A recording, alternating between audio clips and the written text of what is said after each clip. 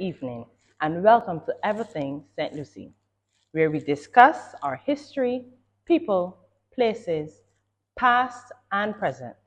I am Shamila Scanterbury, your chairperson for St. Lucie Parish Independence Committee and your host for this evening. Here with us is Pastor Strickland, Stephen Strickland. He is the pastor of the Cornertown Pentecostal House of Prayer, a community practitioner, and a retired National Insurance Officer. Pastor Strickland, good evening. Good evening to you also. Pastor Strickland, being an influential person in the community of Greenwiches and Cornertown, I know you have many stories of past and present to share with us. Correct. So can you tell us a little history on Greenwiches and Cornertown? Were you around that time when there were plantations in Greenwiches and Cornertown? Actually, my mother worked at Crowley Plantation.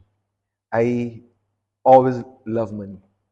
So that I found myself, I chose to be at the plantation during the holidays because Crowley would have had an irrigation pump growing vegetables all year round.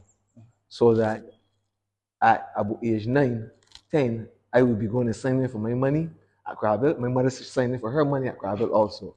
But I spent a lot of time during the crop season in the cane piece with my mother, among the men who used to cut canes and so forth. Mm-hmm.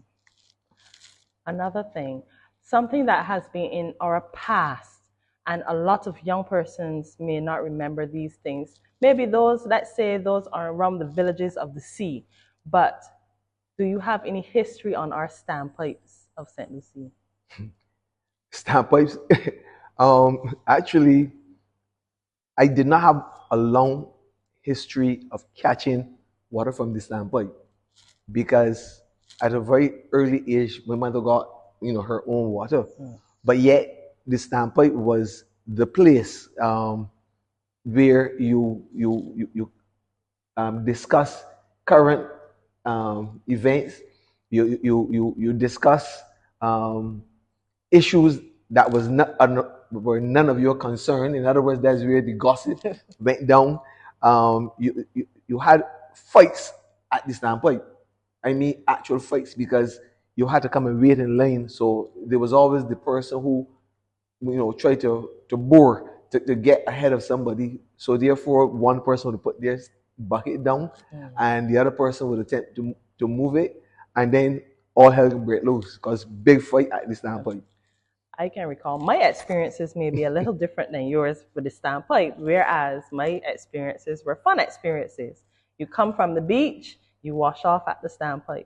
If the water goes off, you got to go and catch water at the standpipe. But then you didn't see too many young persons wanting to go at the standpipe to take a quick bath to go to school. So you will find we were staying at home because we don't want to go at the standpipe for everybody to see us taking this bath at the standpipe. Okay. So I think a lot of our history is at the standpipe. The standpipe. Which is true. So how about your days of going to school as a boy, a young boy? As a young boy going to Sela, my first days, I think I went barefoot. Some of it was out of choice, and I hated shoes. So that when my mother gave me shoes, I would lose them because I did not like shoes. But we had to walk because at that point there was the girls went to St. Swithin's, and the interesting thing about that church is SWITHUNS, not INS. For many years we all thought it was St. Swithin's. It's St. Swithin's. It has a U. So the girls went to that school, the boys went Sela. So that obviously my sisters would have had the short distance to that school. I had the mile-long walk to the Sela school. Okay, it was fun because we played along the way.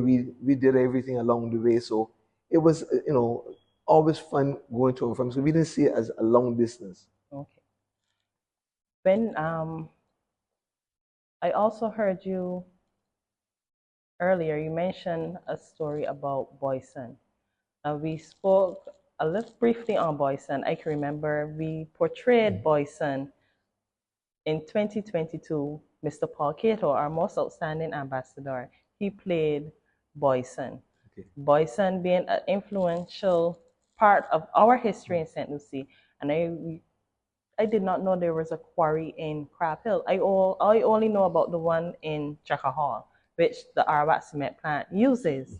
I didn't know there was one in Crab Hill. The quarry is not in Crab Hill. Okay. The quarry is on Crab Hill Plantation's property. In other words, if you leave the police station, you come to Crab Hill Plantation. As you come around and turn in to go to Greenwich's, there's a cart road going straight across where there's a chicken farm, some chicken farms out there at present. The quarry was out behind there. So it was not in Crab Hill, as it were, but it was on Crab Hill Plantation's property. Okay, Crab Hill Plantation. And that's, you see, and well, in those days, most of the houses, wood houses, the foundation was made of what we call soft stone. In other words, limestone. Those like a block, as it were. And those soft stones now are worth a fortune, because we have sometimes mansions that are being built in Barbados, and those soft stones come from Chapel in St. Philip, but those are cut by machines. The soft stones that would have been cut at Crab Hill Plantation were done with a drill. So the men got a drill and they actually dug it out as a square block.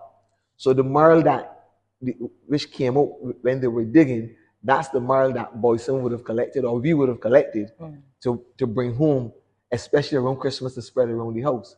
So as I said, those basically all of the wood houses at that time, the foundation was made of soft stones that were just put on the dirt and the house built on it, because there was nothing such as concrete blocks in those days. So, Pastor Strickland, you think we can go to Crab Hill Plantation and get some of these soft stones and make a fortune at this time? I can take you there. I don't know who's going to dig them. I don't know either. I don't know who's going to dig them, because none of the men still alive, and that's really hard work. So that, as I said, I prefer to go to chapel. You mentioned that your mother was bold and influential, and she also instilled those things into you and your siblings. Do you have any stories on any other influential members or persons of St. Lucie? Do we have 3 or 4 days to deal with this? Yes. St. Lucie would have produced some of the best, whether it was Rufus Brooms, who became Bishop of Barbados, whether it was Dr. Gill, one of the best surgeons in Barbados, Charlie Griffith, one of the fastest bowlers this world ever had. Charlie was so fast that the Englishmen couldn't handle him, and he was charged for throwing. They couldn't believe that one human being could bowl that fast.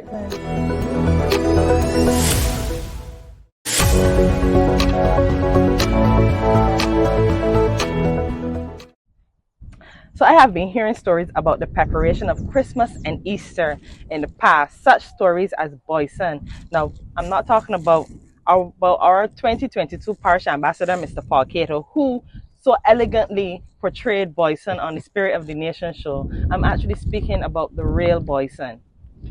Okay, the real Boyson, we never got to find out his name. Actually, I tried my utmost best to obtain a baptism for him so that he would be able to get a pension. So that Boyson was born in the Yams house, St. Lucie Yams house. Okay. He had one sister who used to live right opposite the Checker Hall Seventh-day Adventist Church. So that I spoke to her, but unfortunately, because they were born and grew up there, then she never knew what his correct name was.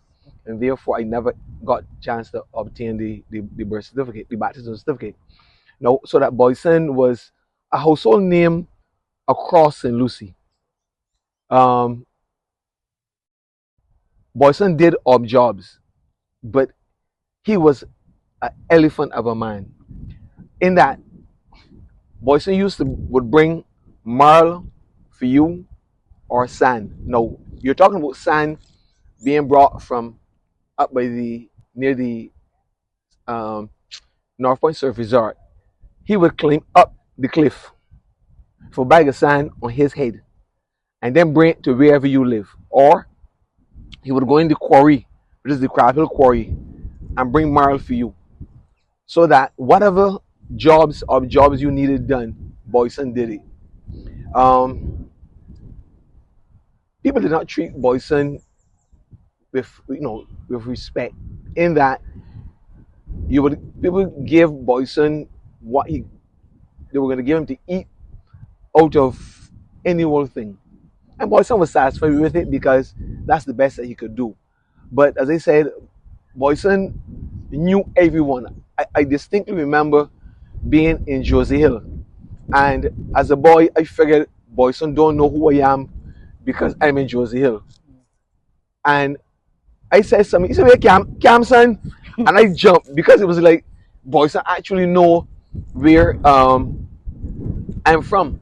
So that as I grew older, I got a distinct respect for Boyson. So that I remember when I got my first vehicle, I told my wife point blank, "Now, if I am anywhere and I see Boyson heading home being in the public bath here, where our church is now built, I'm gonna pick him up."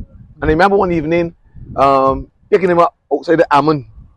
I opened the tailgate, he got in, and I drove him straight home. So that is the kind of respect that I would have had for Boyson. And Okay. this public bath. Now the pub, there were the public baths in across Barbados. We would have had one here in St. Lucie and in Connelltown, and this is still part of the remains of that public bath. In that our church purchased the public bath from government in order to buy this building that we are in. Okay, so as I said, it's a beautiful reminder to me of the contribution that Boyson made, not just to Connelltown, but to the entire St. Lucie especially. And he has a place in our hearts, not just in my heart, but in our hearts as part of our legacy. Okay?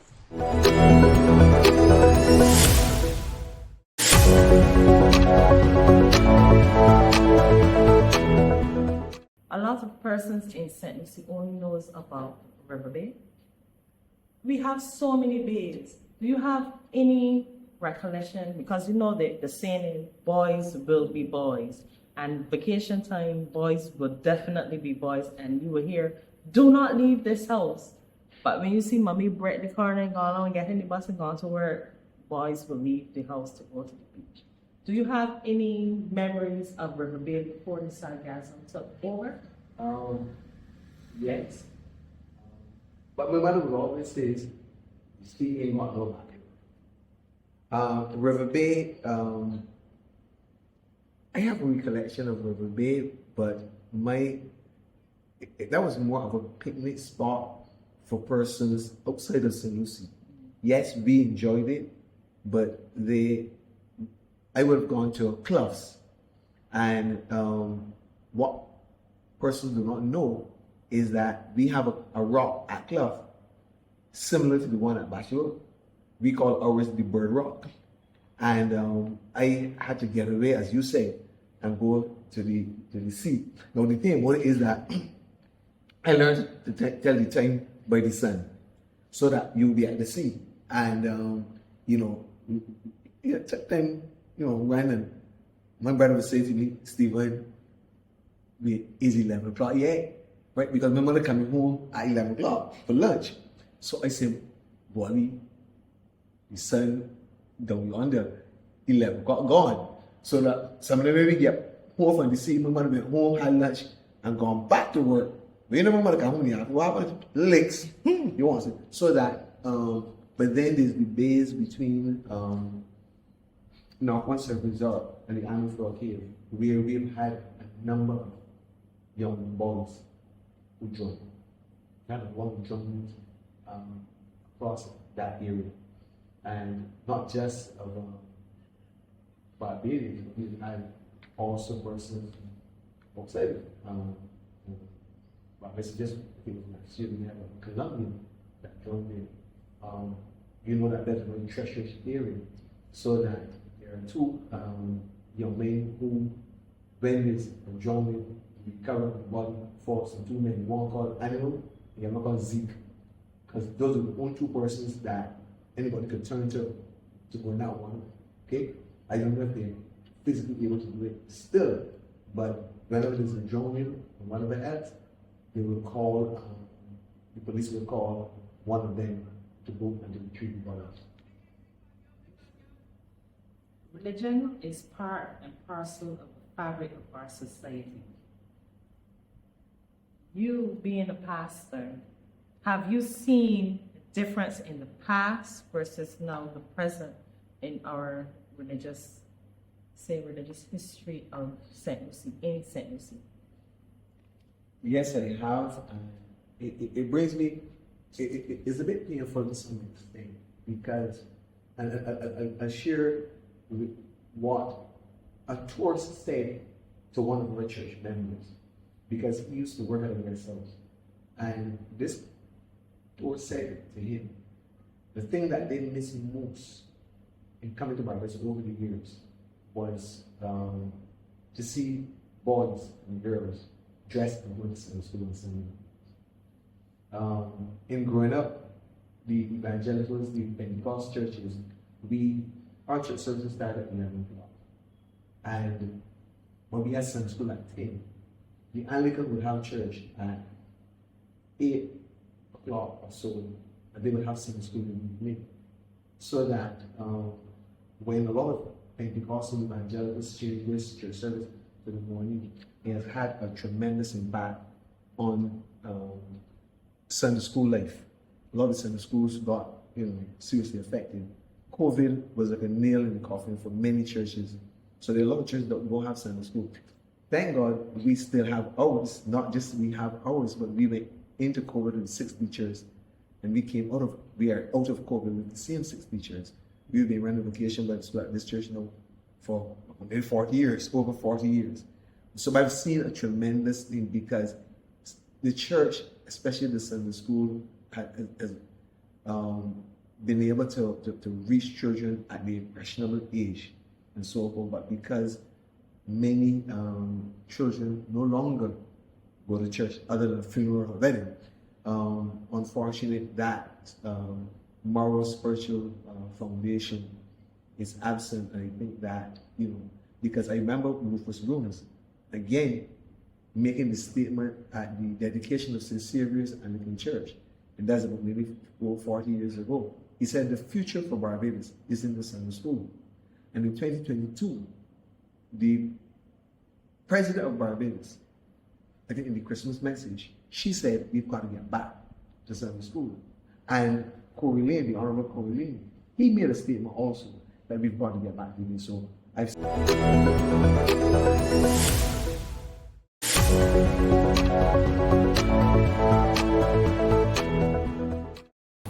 Just a little community news. The St. Lucie Parish Independence Committee will be hosting their fundraiser Saturday, the 29th of June from 7 a.m. until 2 p.m. at the Bentham service station, that is at Bentham, St. Lucie.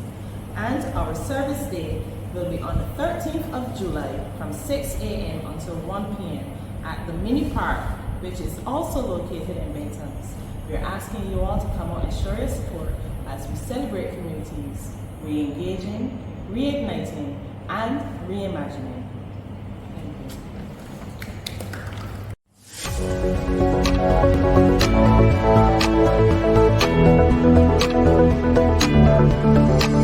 you.